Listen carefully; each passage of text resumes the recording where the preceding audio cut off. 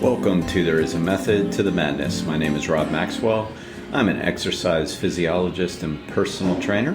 I'm the owner of Maxwell's Fitness Programs. I've been in business since 1994. The purpose of the Method to the Madness is to give you the real deal, the real information, to use science to help you understand what you really need to know, and basically to teach you that it's not as complicated once you know the science. All right, so today I'm going to get into consistency and some coaching terminology and things of that nature, and I think you'll like it. Before I get to that, let me thank Jonathan and Lynn Gilden of the Gilden Group at Realty Pros. They currently have over 285 star reviews on Zillow, and they are true professionals in the real estate industry.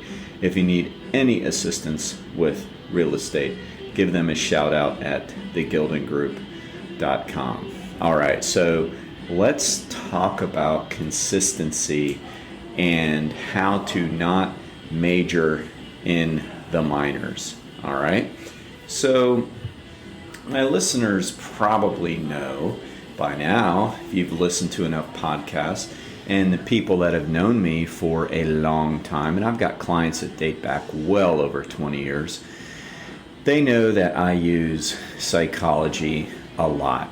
I mean, maybe because I have a degree in psychology from the University of Central Florida, which is, I thought, the field that I was going to go into, and I kind of did. I don't know why we feel the need to label ourselves by what we do, but I use psychology all of the time. And I would say it's probably at least equally as important as exercise physiology, if not really more important, and I'll get into that as well. But I think even if I didn't get the degree in psych, I would still be using it because it's always been an interest of mine. I mean, it's really about what we do with information versus what information we know most of the time. And what we do with information is typically a result of our psychological readiness and our psychological belief in things and our motivation levels. So, for that, I think it's probably even more important. So one of those issues is consistency. I mean, there's not a more important variable in health and fitness than consistency. And when I said, let's not major in the minors, let's major in the majors, I stole that term from, you know what? I don't even know. I heard it on a podcast, and it was probably from Ryan Holiday. I listen to his a lot, and I don't think it was him, though. I think it was one of his guests, and I don't even remember. I don't even want to speculate. But anyway, I like the term because it's like, if we major in the minors, which I think so many people do, and I'm going to just keep this specific to health and fitness, it's like, why are you wasting your time focusing on the things that don't matter nearly as much as the things that do? That's majoring in the minors. And that's a psychological thing, right? So like, for example, majoring in the minors would be how many sets are perfect or ideal or best in a strength workout. That's majoring in the minors. Ultimately, who cares? I mean, there's research done that show optimal level of sets, but I would even question that because there's so many other variables. And I'm not being cynical or negative about those set numbers. It's just researchers are doing what they can, and they'll also be the first to tell you that it really, really depends. But there are people that will fixate on things like that.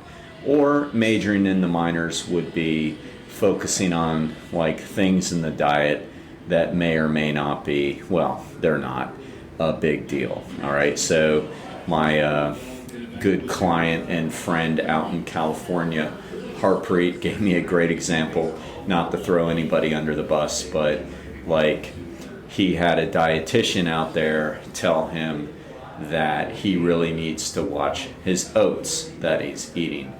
Why? I don't know what the reasoning was. And then he said he had a physician tell him he needed to really watch his peppermint tea.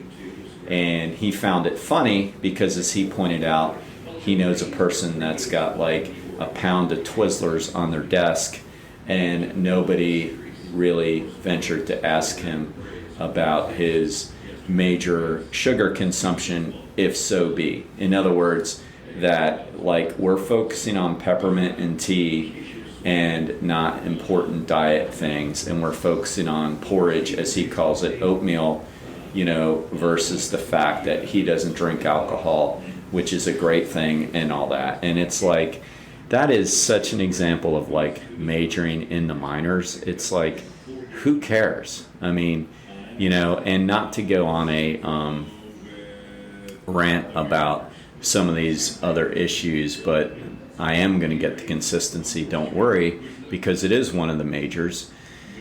But it's kind of along the same lines of there was I don't know what you want to call it, but a person I knew pretty well.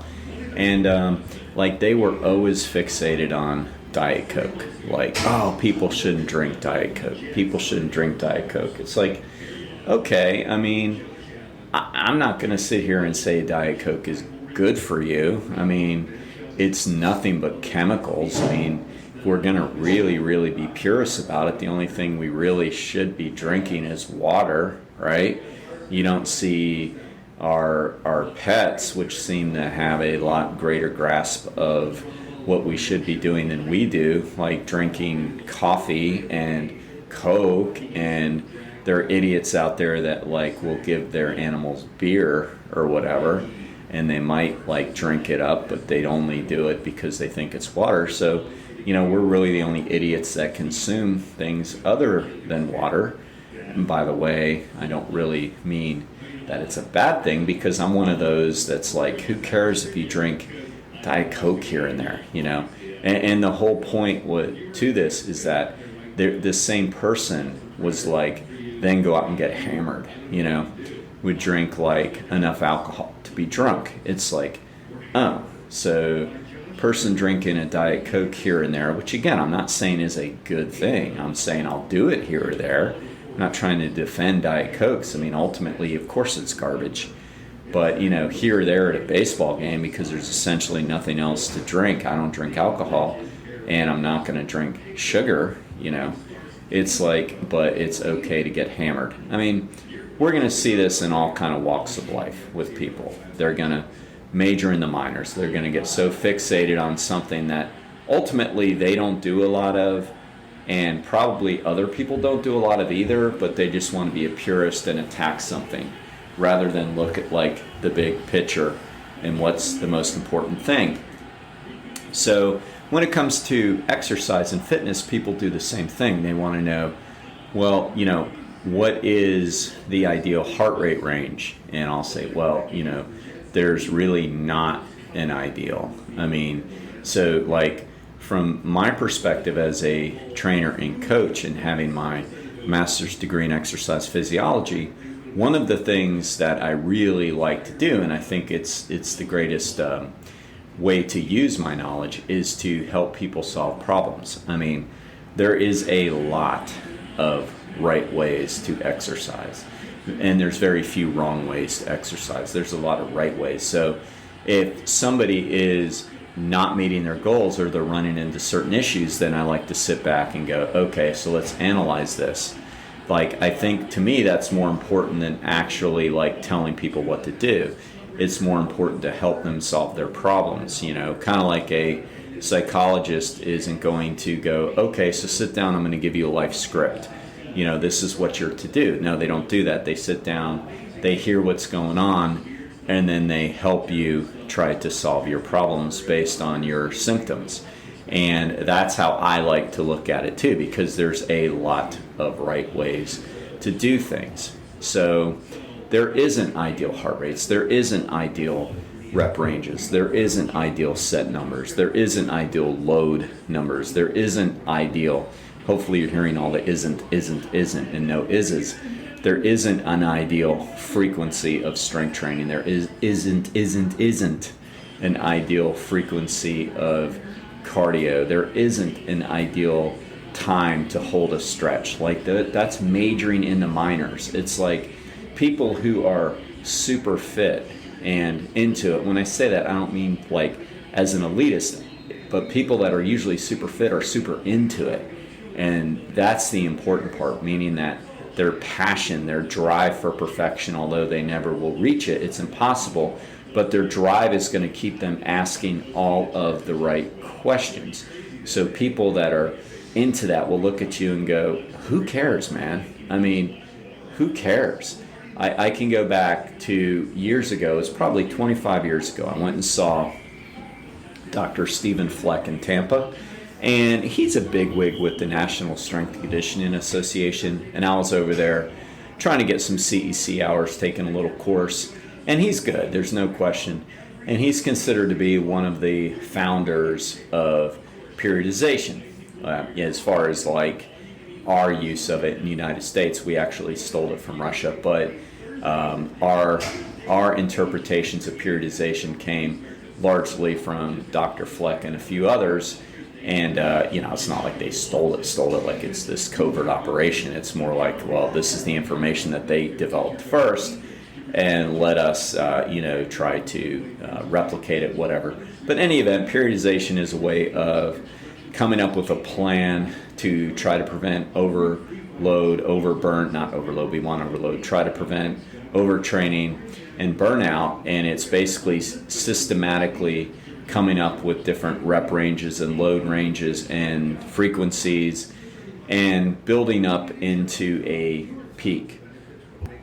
So, it's interesting, and there's a lot of different ways to do it. But anyway, I went over and saw Fleck, and I remember one of the personal trainers sitting there, was all geeked out, and he was like, he wanted like more information from Fleck. He kept pushing him, going like, so, what is the ideal? And if we do this, should we do this? And he finally just looked at the guy, and he said it to the whole class. He's like, people, periodization just means changing up the routine in a manner that makes sense.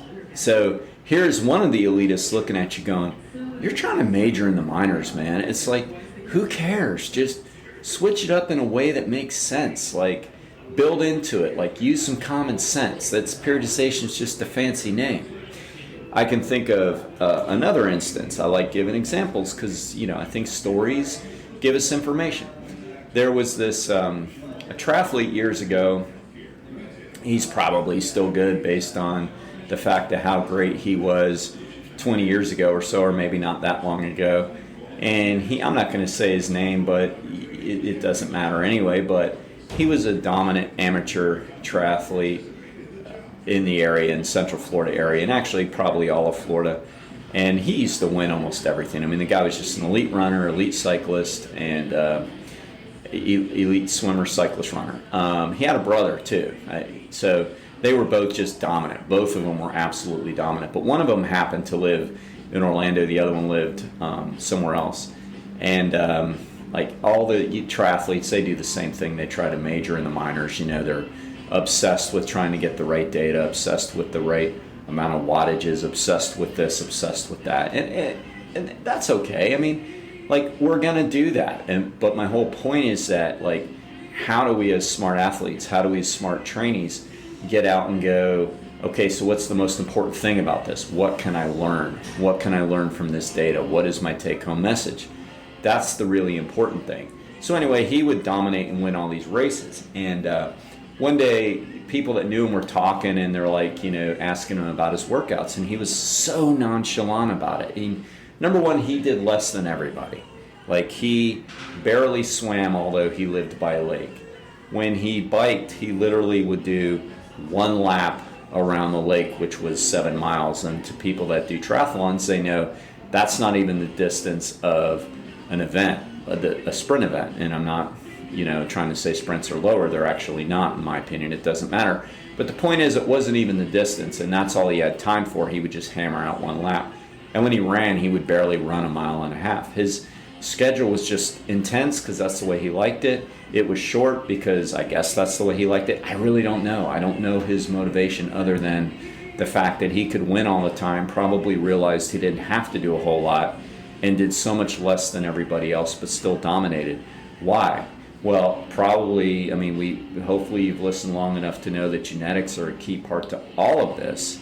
So he had that. And then, next, the fact that he was probably nonchalant. He was so nonchalant. But the point is that it doesn't matter. We get so fixated on the perfect plan, and there is no perfect plan. If we want to major in the majors, here's one for you: consistency. Whatever you do, be consistent. Stick to your schedule. Stick to your plan. I can't count the amount of different workouts that I have done through the years. I have no idea. I don't train every journal. I don't keep every log that I've ever kept, although I do like to keep logs. Eventually I toss them. It'd be interesting if I wouldn't have and go back and look. But I couldn't even begin to tell you. I've done like full body workouts. I've done split routines of 6 to 7 days a week. I've done split routines of 3 days a week. I mean, my goodness, I've done lower body, upper body. I've done every imaginable split in the world. And like I always tell my clients, there is no ideal. There's not. I mean, we have to be consistent, and we have to strength train at least 2 times a week consistently if we're going to see benefits. Other than that, there's no hard and fast rules. And most of the people that I work with personal training have the money to do personal training, or they wouldn't be able to do it. But they're not multi-billionaires, so most of them aren't going to say, well, I want to work out with you every day, and then we could do some kind of split routine, whatever. I'd have to split it up for them simply because we're working out every day. But that's not the case. So most people, if they're hiring a trainer, can afford it 2 to 3 days a week. So therefore, we're going to do close to full body workouts, not because they're ideal, not because they're not ideal. Nothing's ideal. It's because that's what we have the time for, and that's what we're going to do consistently. It all comes back to consistency. So when I go back and look at my plans, I don't know, but I can tell you this: I worked out on a regular basis. I didn't take weeks off. When I go on vacation, I don't take like time off from working out, simply because I love to work out. I love to go to different cities and train. I'll give my buddy, my newfound buddy up there in Ellenville, New York, a little shout out. Ben Beekman. He owns a little gym in Ellenville called Beekman's Fitness. Went in there, checked it out, talked to him a little bit, pet his beautiful dog, saw his beautiful daughter, just chatted a little bit, exchanged information, because I like that stuff, man. I like to work out. I like to talk to nice people that work out. So I don't take time off. And cardio-wise, I'm always doing something. I mean, like everybody, we all get a little banged up here or there, so I'll switch from this to that. It's like I'd rather be banged up than the alternative, because, those little silly things are going to heal. It's no big deal. I'm smart enough in my training where I know when to back off and what not to do. If I feel a little somethings are always going to heal if we give them time. We can't be such a, paranoid baby that every time we feel a little ache and pain, we run to our mommy. I'm just being a little facetious, but it's like, those are like majoring in the minors. If we're worried about that, the majors is like, the body's going to heal. The body's going to do what it's going to do. We're more resilient than we think. And most importantly, I got to stick to a consistent exercise program if I want to see the adaptations. I have a filing cabinet that I keep all my clients' information in, of course, when they first come in, and I have clients that go back over 20 years, as I've already said. And whenever I get a new client come in, which isn't very often, by the way, because we're full and we're really just basically tapped out as far as taking people, and we just don't want to get even more burned out than we already are, so we're really not taking anybody. But in any event, when we were, and people would come in, they always want that perfect plan. Everybody wants to go to heaven, nobody wants to die, as one of my great clients, Jerry Johnson, has always said. So they just want the perfect plan with the least amount of effort they have to put in. And I'll look at them and I'll be like, that doesn't exist. I got a filing cabinet behind me. Why don't you pull out the thickest file and you tell me what the answer is? And they look at me kind of funny. I'll say, it's consistency. Those people's file is thick because their workout cards get filled up and they get filled up again. regardless what we did when they came. If we did the best we could, me and the client, every time they came in, me being the best as far as like listening to their quote diagnosis and having to make changes if we need to, and them giving the most effort, and the most effort by showing up every time, then we're going to have results. And we do see results, period. And that's majoring in the majors. Sit down and figure out your schedule, all right? I get so sick and tired of people telling me that they don't have time to work out and they have all this other time. We even have people that like miss. It's like, I can't do this, got this going on. It's bullcrap, man. It means that you just don't value your health and fitness enough. I mean, that's all there is to it. You don't value it enough. If you did, you would make the time. And I'm not telling you need to value it. I mean, I think you're insane not to, because all the research is so evident that exercise and healthy diet, well, exercise is the fountain of youth. If you value it, you're going to make the freaking time, and yeah, we have a tight schedule. So if our times don't work with your times, then go somewhere else, but get it in. Quit making excuses. Like, you have to consistently exercise if you're going to get results. That's all there is to it. There's no soft and easier way. There's no softer and easier way. As they say in AA, you either go through it or you don't. To me, it's not that much of a sacrifice. It's a sacrifice not to exercise. I got up this morning like I usually do, sometime between 4:30, 4:45. I fed Hazel, I took her out, I fed Kitty, and I headed to the gym because I knew I had a busy morning this morning, so I had to get my workout in before anybody else, right? So I got here a little bit before 5. I did a pretty intense 10 minutes on the bike, 5 minutes easy on the bike, then 10 minutes pretty intense on the bike. Then I worked out with weights for about 30, 35 minutes. Then I got back on the bike for 10 intense minutes, then 5 easy minutes. So in other words, I just finished how I started. And that puts me around 6:15. I was all wrapped up, got back in the truck, went home, took care of things, got back here with Ellen, and ready to roll. Like, that's consistency. That's what I'm going to make my time for. Major in the majors, okay? And that is consistency. Do it. Plan your schedule. Y'all are going to put like your, whatever appointments in your phone. You're going to say, I got my hair, I got my a meeting with the realtor, I've got meeting here, I got my meeting there, I'm going to my accountant. Okay, put your workouts in your phone for yourself. Just go wake up, walk 3 miles, 6 a.m., boom, put it in your phone. Get up and do it. And if it's not 3 miles, who cares? As I spoke to one of my clients, just do it consistently. A mile a day is way better than 3 miles every now and again. Way better. Like, whatever it is, I just said 3 miles for the hell of it. Put in your workouts consistently, and then get up, and before you start thinking about it, do it. All right?